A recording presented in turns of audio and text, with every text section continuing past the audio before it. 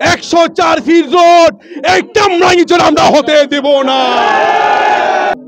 আসসালামু আলাইকুম প্রিয় কামরাঙ্গীরচরবাসী, আমরা যারা নেতাকর্মী আছি আজ আমাদের নিজেদেরকে অত্যন্ত অপরাধী মনে হয়।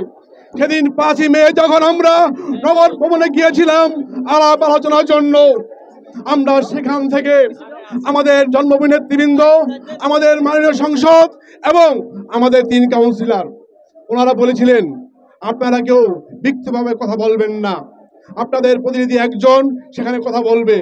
আমরা আমাদের প্রতিনিধি বাছাই করেছি কামরাঙ্গীরচর পক্ষ থেকে প্রফেসর মিজানুর রহমানকে। উনি অত্যন্ত সুন্দর সাবলীলভাবে আমাদের কথাগুলো উপস্থাপনা করেন।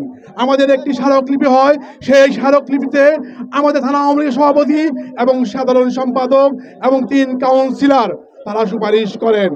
সেই স্মারকলিপি আমরা মেয়র মহোদয়ের হাতে দেই। আমাদের সেই স্মারকলিপি লেখা থাকে 104 ফিট রোড আমরা মানি না, এবং থাকে আমরা আইসিসি এবং পিসিবিডি আমরা কামরাঙ্গীরচরে হতে দেব না। আমরা মেয়র মহোদয়ের দৃষ্টি আকর্ষণ করেছি, কিন্তু আমরা সেদিন আমাদের নেতৃবৃন্দর কথা রাখতে গিয়ে আমরা অত্যন্ত সুন্দর সুশৃঙ্খলভাবে সে জায়গায় কথা বলে দুঃখ প্রাক্রান্ত হৃদয়ে নগর ভবন থেকে আমরা বের হয়ে আসি। আমরা সেদিন ভাবছিলাম মনে মনে আজ আমরা হয়তো ব্যর্থ হয়েছি, আমরা দুঃখ পেয়েছি, আমরা কষ্ট পেয়েছি। তখন আমি এই কামরাঙ্গীরচরে আসি, এই লোহার ব্রিজের মাথায় আমার জন্ম এই জায়গায়, আমার বাপ আমার দাদার দাদাদের জন্ম এই জায়গায়, ওনারা শুয়ে আছেন এই জায়গায়। আমার বুকে রক্তক্ষরণ হয়, কিন্তু কষ্ট হতে লাগলো, আমরা কি পিঠে বাড়ি হারা হয়ে যাব? সংগ্রামী সাথী ও সহযোগিতা বন্ধুরা আমার, আমি একটি কথাই বলতে চাই,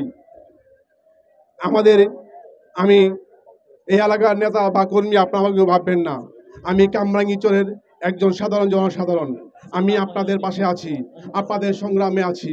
আপনারা যখন আন্দোলন চালিয়ে যাবেন সে আন্দোলন হয়তো আমি নেতৃত্ব দিতে পারবো না, কিন্তু সেই আন্দোলনে আমি একজন কর্মী হয়ে আপনাদের সহযোগী হয়ে আমি আপনাদের পাশে থাকব।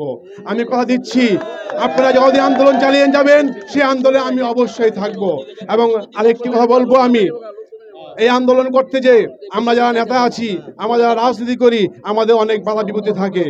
আমি আপনাদের কথা দিচ্ছি, আমি আমার রাজনীতির সকল কিছু ঝলাঙ্গুলি দিয়ে হলো আমি আপনাদের মাঝে থাকবো, একজন আপনাদের পাশে থাকবো, এই আন্দোলন আমি চালিয়ে যাব।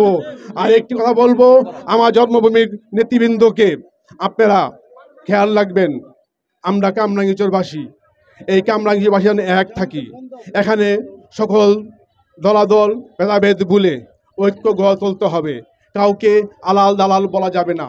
আমরা সবাই একসাথে হয়ে আমরা আমাদের দাবি আদায় করে তারপরে ঘরে ফিরবো, যে কিছুর বিনিময়ে হোক।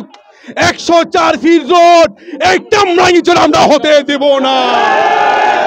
আপনারা সবাই ভালো থাকবেন, আমি আপনাদের সাথে আছি, আমি তো আপনাদের সাথে থাকবো। আসসালামু আলাইকুম।